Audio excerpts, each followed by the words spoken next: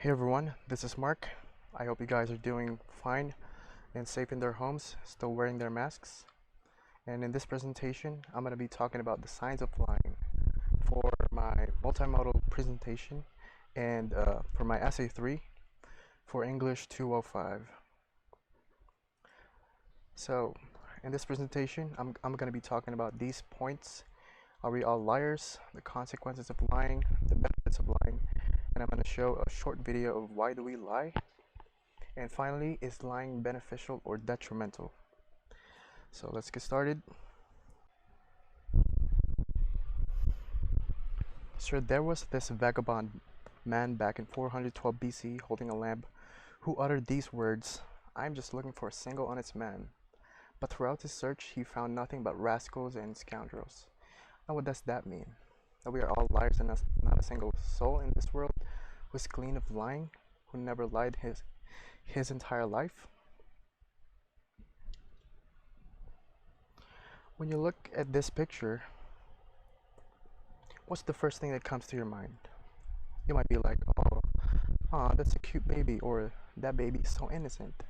No, things we never talk about when we see these cute kids is that these are little shameless liars. That's right, yes, liars.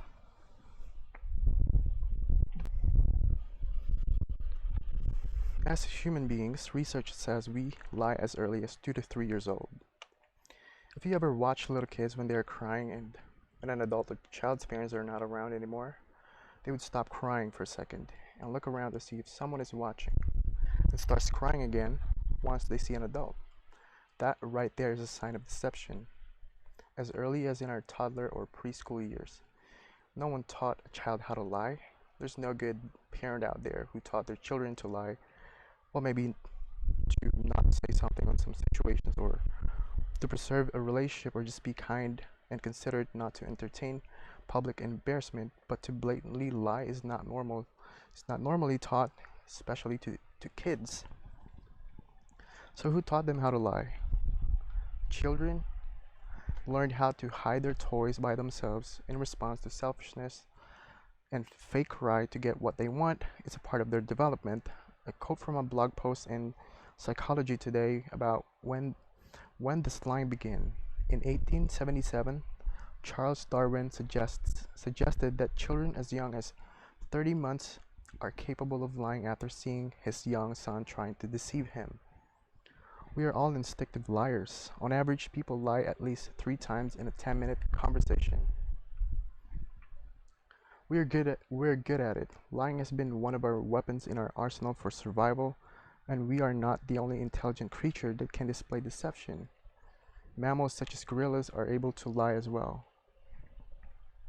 At the core, we lie to ourselves because we don't have enough psychological strength to admit the truth and deal with the consequences that will follow.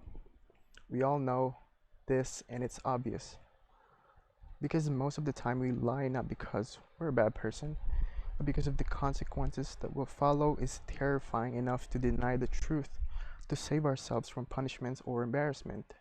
And not every day we have this kind of courage to face the truth and own up to the fact. So, consequences of lying. The first one is trust issues. We all know this. There's a chance that we will lose the trust of people if we constantly lie to them, especially when they know that they're being lied to. We will get a bad reputation for being a liar if we get caught. In some cases, it will define you and overshadow all the good things you've done just because you made a lie about something once. And the second one is lowers self-esteem, because the nature of lying is concealing the truth and deceiving others, sometimes about an embarrassing mistake or a blunder that we did, intentional or not. But regardless, we get used to this feeling of concealing the fact and choosing over to lie instead of facing the truth, which could be damaging to our self-esteem or self-confidence. As an example, this can lead to a syndrome called imposter syndrome, a psychological pattern in which the person constantly doubts his or herself of personal skills and abilities and have this constant fear of being exposed as a fraud. This is common among programmers or developers because programming can be daunting and easily overwhelming at times. Especially for developers new to the industry, they might do good in an interview and feel good about their impression to people, but deep inside, they fear that they are not up to par with other developers and worry that they will mess up big time eventually. All because of the good impression they need to uphold from the initial interview. And in order to have a good interview, it's not uncommon to sugarcoat some details about your experience or skills that are not necessarily candid. The third one is liars have a hard time maintaining relationships. Just like trust issues among peers or family members or your coworkers, liars have negative effect on the people they lie to directly or indirectly. The lie can even spread beyond the liar's circle through word of mouth, preventing that person from creating deep relationship with others even before they meet due to rumors. And the last, finally, lying snowballs. Not only you will get a bad reputation for lying, the next time you lie will be easier because you have lied before. The argument will get better the next time. You become more confident of your lie because it was tested and you didn't get caught. But as you lie and constantly cover up, you only get yourself deeper into trouble than if you just admit to it in the first place.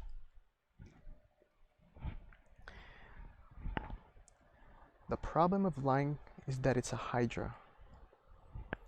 By Dr. Jordan B. Peterson, a psychology professor.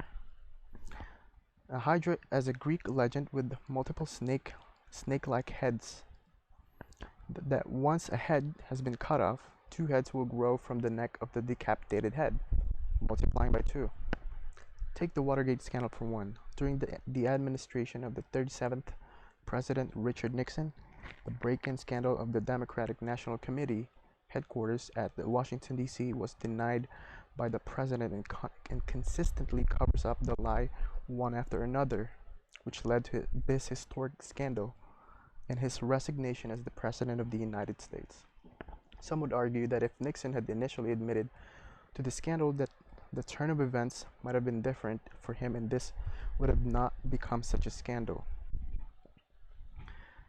Now, the benefits of lying. The reason why we are such good liars while being fully aware of the consequences is because of the certain advantages in concealing the hard truths. The first one is social advantage. We can all relate to this. You might have attended a high school party before for the first time and you suddenly feel out of place. You don't feel like you belong in this type of setting and you just want to get out of there, right? But this is high school. For most, it doesn't work that way. So you start talking to some people, having small conversations, trying to find some common ground to build upon a conversation on. But it seems like you can't find common interest between you and the people at the party. So what do? You stretch the truth little by little, right? They like some rock music, you kind of don't care listening to some, and your brother listens to it every day anyway. But you said it's your jam. Another social advantage of lying is that it can get you sexual partner or a higher social standing. So those are the ones of the social advantages of lying. Not necessarily harmful, but helps you to acclimate to social changes. And the second one is easy way out. Also, lying is the easy way out of an undesirable situation. More often than not, we get away with it. You can get away easily for blaming your dog to have eaten the last pizza while everyone was away, or you can lie to your doctor about regularly exercising when you never even lift a finger at home to avoid scolding. And the third one is get out of trouble. It goes without saying that lying can get you out of trouble in some situations. You might not get caught. I don't encourage anyone to lie in any situation, but for the sake of lying, it is one of the benefits. And the final one, coping mechanism.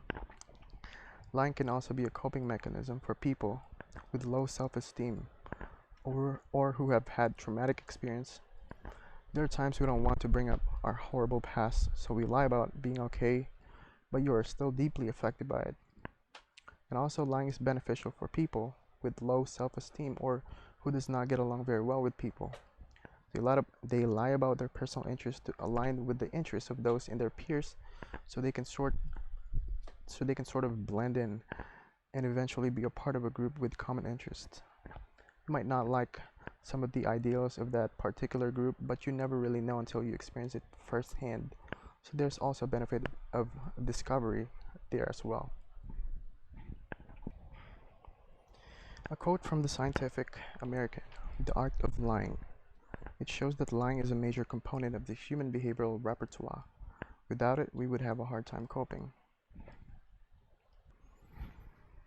Now, I included this short video from the Behavioral Science guys with two best-selling authors, David Maxfield and Joseph Granny, about one of the reasons why we lie in certain situations, mainly for personal benefit, and how to mitigate or discourage people to be deceptive.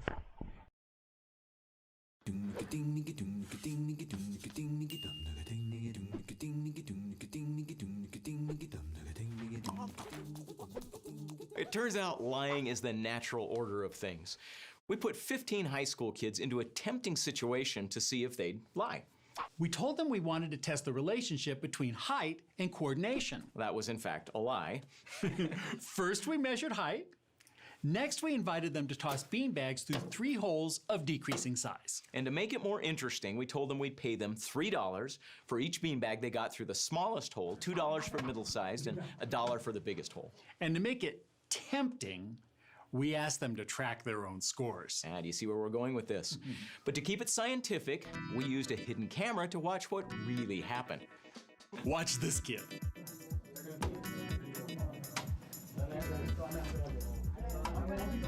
Here's his actual score. And listen to his report. What was your score? 3 threes, 2 twos.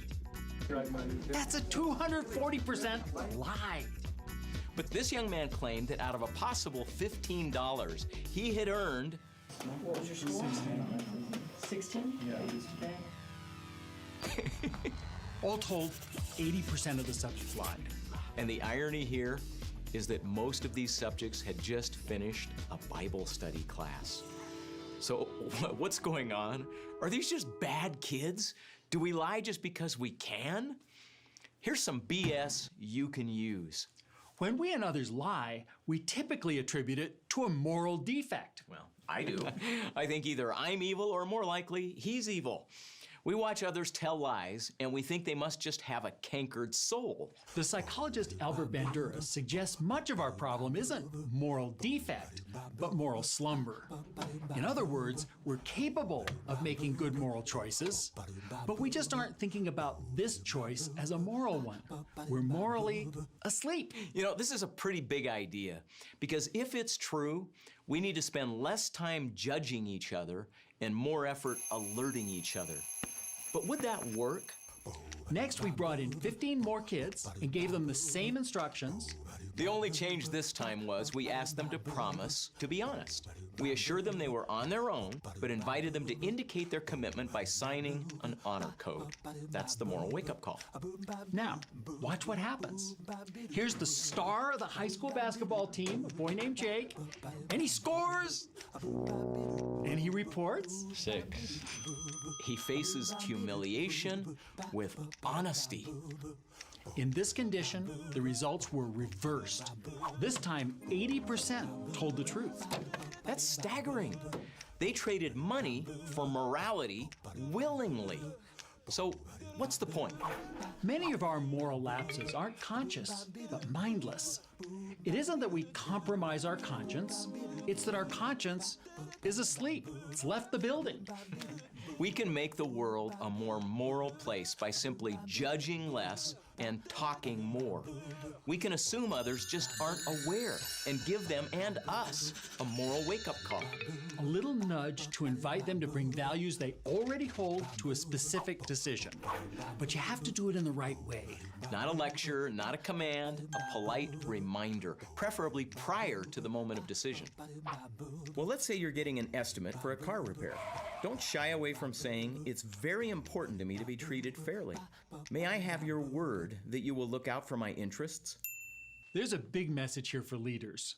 If you aren't frequently infusing workplace decisions with appropriate moral meaning, you and your people will likely drift off into moral slumber. So You have two options. Either offer moral wake-up calls or invest more in auditing. What was your score? 16? Yeah. I'm David Maxfield, And I'm Joseph Grenny. and that's all the BS for today. Sharpen your behavioral science skills by subscribing to our channel for our... As mentioned in the video, we're not horrible people, but rather all morally asleep and needs constant reminder or psychological nudge to wake your conscience up and do the right thing. Furthermore, compulsive or pathological liars are a master of self-deception, so when they tell the lie, they wholeheartedly believe their lies. California researchers found that pathological liars have about 25% more white matter in their prefrontal cortex and 14% less of the gray matter than normal people, part of the brain for critical thinking. The surplus of white matter suggests that pathological liars are quick to make connections in their brain and really good at keeping all the information in their head in order to sustain the lie. Consequently, the shortage of gray matter makes it hard for them to keep a stable relationship with people for thinking less critically. Now this leads us to the final question. Is lying beneficial or detrimental? My own take to this topic is that deception, whether towards others or ourselves, does more harm than good. Because lying, in my opinion, is addictive. The act of lying without consequences feels good and affirms the liar's thoughts that it's okay to lie and you can do away with it. It's easy and it's free. However, this kind of mentality builds upon the person's personality and affects how he or she deals with the life in general. One study from researchers at the University of Notre Dame suggests that liars are less healthy than people who are more honest because lying can be stressful and affects good standing with people. Conversely, deception can also be used to do good by others. It also helps us to cope or get by during uncomfortable social situations, such as being new to a place where you haven't established relationships with others and are having a hard time blending in. There's also white lies. It does not benefit the liar itself, but benefits others by concealing facts that would otherwise hurt someone's feelings or self-esteem. Lying can make or break relationships, and it's up to our discretion when to use or where to apply this skill that we learned since we were innocent little kids. Not so innocent if you think about it. Just be sure we are all well aware of the consequences. This little tool in our repertoire, use it wisely and fairly.